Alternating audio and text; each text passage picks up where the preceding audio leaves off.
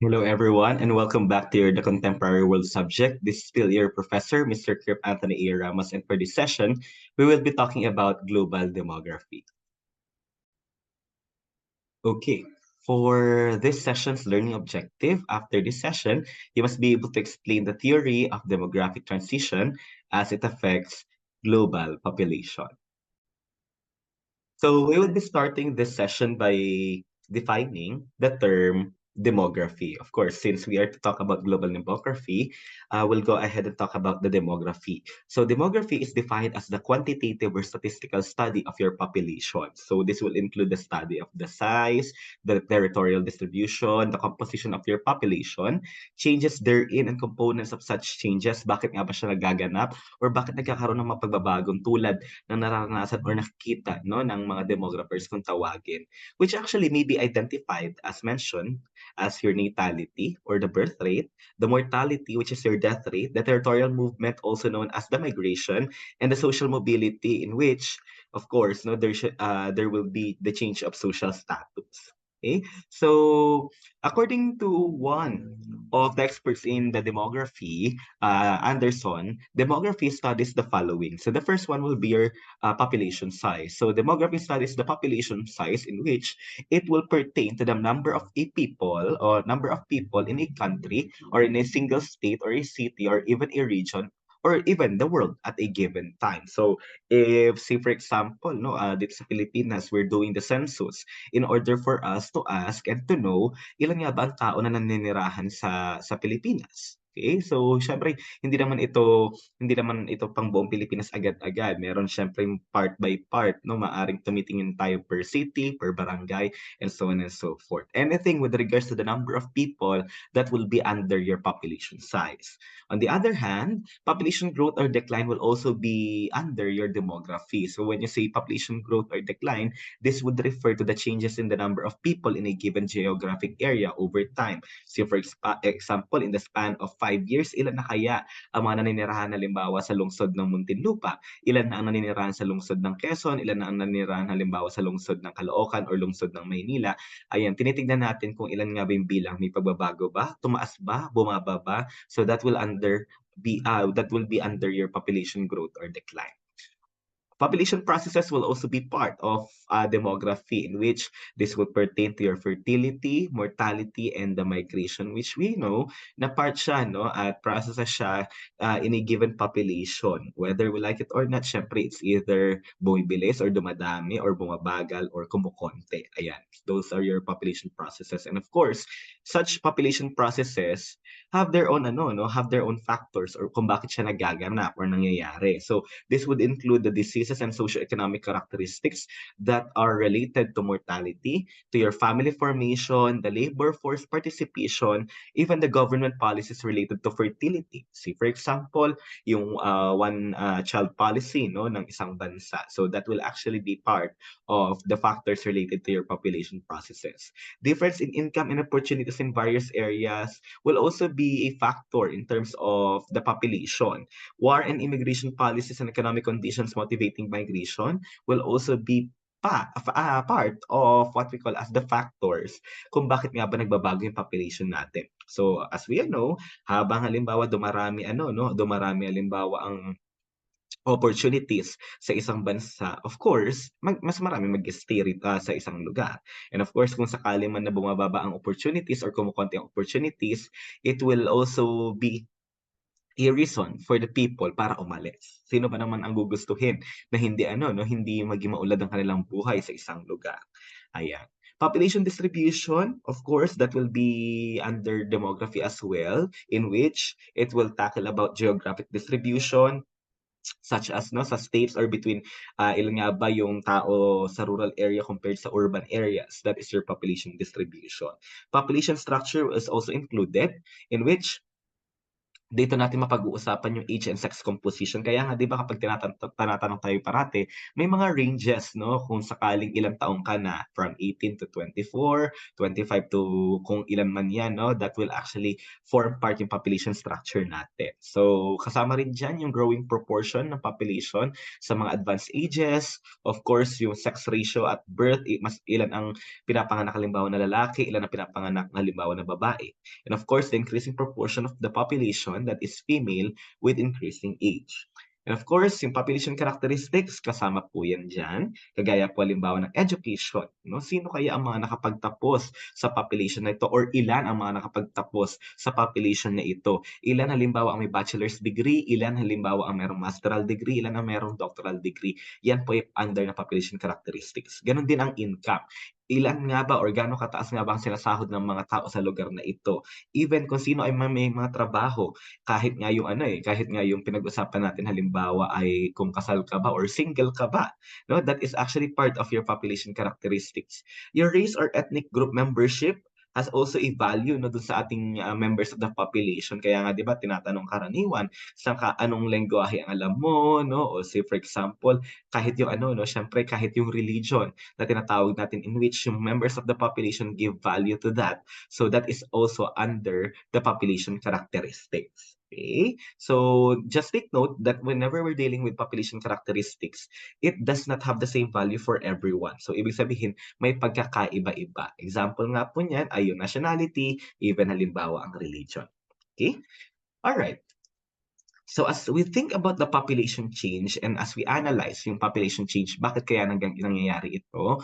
Of course, there are two way or approaches on how we will be able to do that. So we have what we call as the aggregate approach in which you are looking at the components of population change. Tumaas ba siya? Bumaba ba siya? So that will fall under your aggregate approach. On the other hand, if we're talking about the causal or microbehavioral approach, it will ask the following question. So of course, what are the causal factors or behavioral mechanisms that led to the decisions that people make? Bakit kaya halimbawa pinili nilang umalis sa isang lugar? Bakit nila halimbawa pinili na magstay, no? So, gano'n yung mga bagay na yun na pinag-usapan natin sa causal or micro-behavioral. Bakit kaya halimbawa instead na magstay siya sa Pilipinas, pumunta siya halimbawa ng Canada? Whatever the answer would be, of course, that will be under your causal or micro-behavioral approach. Okay? And one famous theory na pinag-uusapan when it comes to demography is what we call as the demographic transition theory. So when you say demographic transition theory, this is a generalized description of the changing patterns of mortality, fertility, and growth rates as societies or group of people move from one demographic stage to another historical periods. Now, of course, whenever we're dealing with the demographic transition theory, it only states that from one generation or from one period to another time period, mapapansin niyo na may mga pagbabago sa ating ano sa ating mortality, fertility, and the growth rates. It will also pertain no sa ating mga siguro mga priorities. Kaya nga mapapansin niyo bakit kaya sa panahon ngayon, mas konti ang mga kabataan na nais magkaroon ng anak no sa mas murang edad. Or say for example, bakit mas maraming kabataan ang mas gustong hindi magkaroon ng anak compared before, 'di ba? Kung i-analyze natin, mas common noon, no, mga naunang generations, mas common sa kanila ang nanganganak ng hindi gan ano no, kaedaran. Say for example, the age of the early 20s, no, 20, 21, 22, even 18 and 19, meron ng mga magulang no na nanganak or nagkaroon ng anak during that time. So let's check, bakit nga ba nangyari itong mga ganitong pagkakataon? Okay? So with this, of course, we are to discuss the stages of the demographic transition model. So nagsimula daw po ang lahat sa tinatawag po natin pre-industrial society in which in this stage, the levels of technology and medicine, no, mababa pa raw po, meron pa rin daw pong ano no, meron daw pong kapamaraanan ng mga tao na i-check kung bakit nga ba ano 'no, or kung i-check at saka i-monitor yung pagtaas ng bilang po nila 'no. So they are doing this through the preventive and positive checks.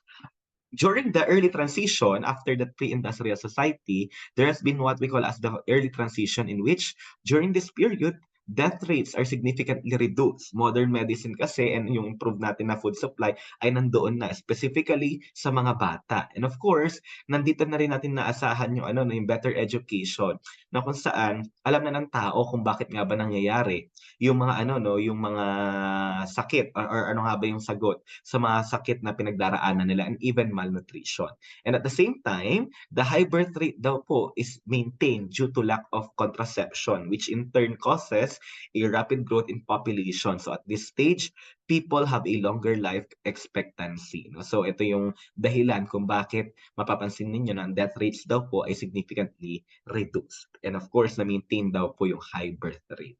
Now, pumasok yung late transition period. So at this stage, birth rates start to fall with advances in medicine and contraception methods.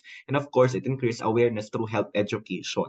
At na-integrate na rito yung mga policies na kung saan merong kinalaman sa family planning. Kaya nga, ang mga tao, starting from this period, mas naging ano sila, no, matalino sila sa pagkakaroon ng pamilya. No? Kaya nga, naipaplano nila ano ba yung dapat sa hindi dapat nila gawin. Ano? So that is your late transition period.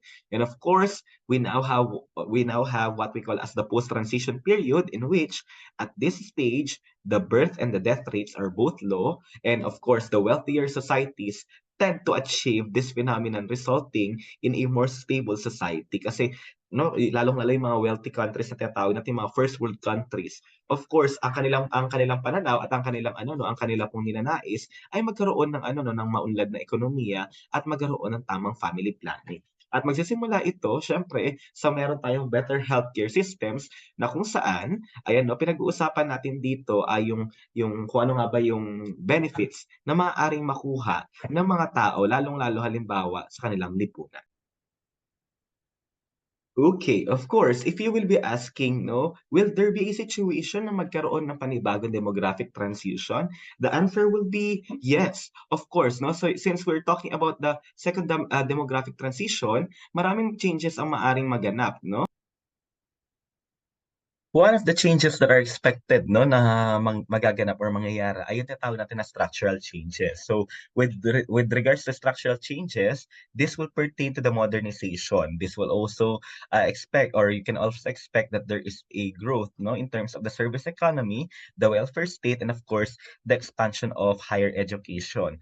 Another changes may actually occur ay yung tinatawag na cultural changes, no? Yung tinatawag natin na secularization, the rise of individualistic values, the importance of self-expression and self-fulfillment. And take note, no, na yung values na pinapahalaga ng mga culture from ano no, from one period into another ay maaring magbago at magkaroon ng ano no, magkaroon ng pagtatalaga kung ano nga ba yung kanilang priority or yung kanilang pinapahalagan. Kaya nga malamang sa malamang maaring magkaroon ng pagbabago when it comes to our culture. And of course, we also have what we call as the technological changes. When you say technological changes, this is the adoption of modern contraception, the advances in assisted reproduction, and of course, the explosion of new information technologies. And who knows, di ba?